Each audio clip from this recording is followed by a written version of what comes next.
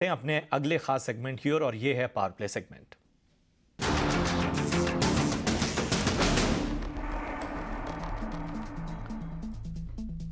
तो सबसे पहले वैशाली जी आपके पास आना चाहूंगा, बताइए आखिरी घंटे की क्या रणनीति होगी ट्रेडिंग के लिहाज से। तो एक तो मुझे कैश में अनंतराज फिलहाल ठीक लग रहा है।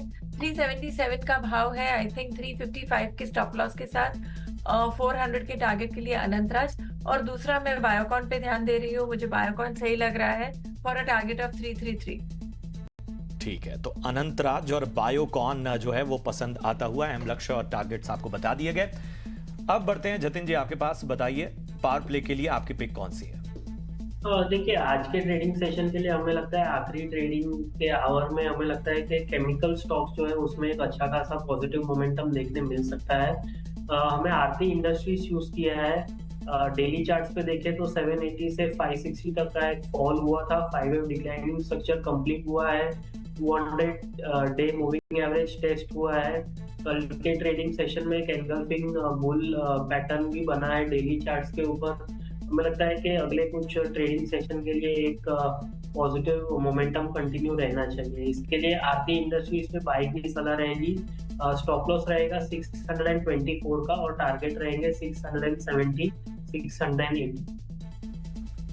ठीक है, तो हमारे एक्सपर्ट ने आपको पावर प्ले में कौन कौन सी पिक है वो बता दी। इन सारे पिक्स को आप रिविजिट कर सकते हैं। यूट्यूब पर भी हम इस शो को सामने रखते हैं, तो वहां पर अगर आपसे कुछ मिस हो जाता है तो वहां पर भी आप इसे देख सकते हैं। स्टॉक्स पर फोकस करते हैं।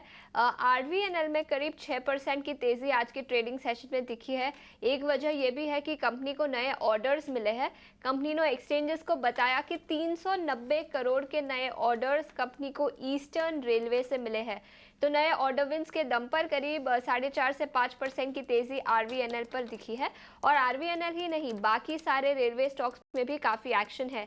इरकॉन इंटरनेशनल, टीटागढ़ रेल, रेलटेल में भी आज काफ़ी एक्शन दिखा है। वैशाली जी, क्या राय रहेगी चारों ही स्टॉक्स पर? एक है आरवीएनएल, इरकॉन इंटरनेशनल, टीटागढ़ और रेलटेल। आरवीएनएल ऑलरेडी एक ट्रेंड में तो है जो, लेकिन वो जो अभी परसों के दिन जो 300 रुपीज का जो एक लो आया था, ये लेवल को ध्यान में रखना है because that is always been a tough resistance के बाद उधर ब्रेकआउट आया और फिलहाल दोबारा है। सो 300 के सपोर्ट के साथ इसमें बने रह सकते हैं एंड फर्दर क्लैरिटी आ सकती है ओनली अबाउट 395।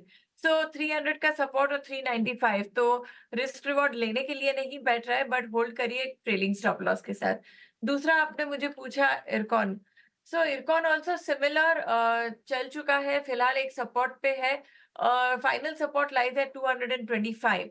सो 225 लेवल के सपोर्ट के साथ पॉजिटिव व्यू है। अगर ये सपोर्ट टूटता है तो ट्रेंड डैमेज हो सकता है।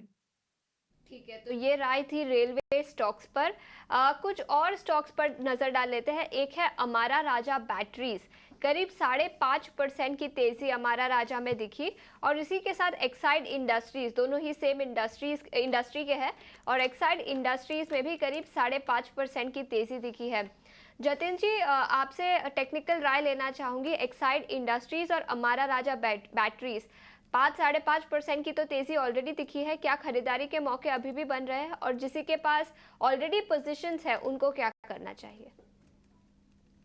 स्टॉक्स की अगर जो मैं बात करूँ तो दोनों ही स्टॉक्स के जो ट्रेंड है अभी भी इंटैक्ट है। डिस्पाइट दी फॉल जो हमने ओवरऑल मार्केट में देखा, ये स्टॉक्स के ट्रेंड अभी चेंज नहीं हुए हैं। इनफैक्ट वो जो फॉल आया था उसके ऊपर ही ट्रेड कर रहे हैं। तो कहीं ना कहीं बाजार का जो मोमेंटम है या तो बाजार का जो व्यू है टुवर्ड्स दी स्टॉक्स यानी अमरा राजा और Exide industries I think bullish है। और कहीं भी थोड़ा भी करेक्शन आता है तो आई थिंक ट्रेडर्स और इन्वेस्टर्स ये स्टॉक को लेने के लिए निचले स्तरों पे रेडी है। तो हमें लगता है कि करंट स्तरों पे थोड़ा ऐड किया जा सकता है और अगर जो डिप आती है तो उसमें भी ऐड किया जा सकता है। ओवरऑल जो ट्रेंड है वो बहुत ही अच्छा है, पॉजिटिव है।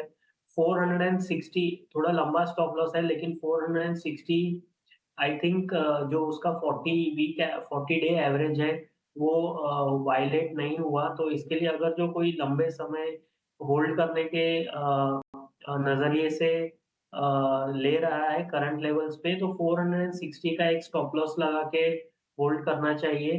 मुझे लगता है कि 600 तक के टारगेट्स दिखा सकता है एक्साइड इंडस्ट्रीज।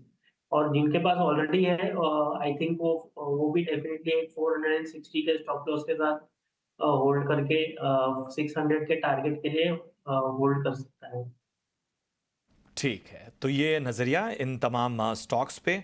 चलिए कुछ और स्टॉक्स की चर्चा कर लेते हैं। वैसे तो हमने ज़्यादातर स्टॉक्स को कवर किया, लेकिन कुछ ऐसे स्टॉक्स जिसकी चर्चा लंबे वक्त से नहीं हुई। आलोक इंडस्ट्रीज़ देखिए, आज अच्छे वॉल्यूम के साथ यहाँ पर कारोबार होता हुआ लगभग 5% की तेज़ी यहाँ पर नज़र आ रही है।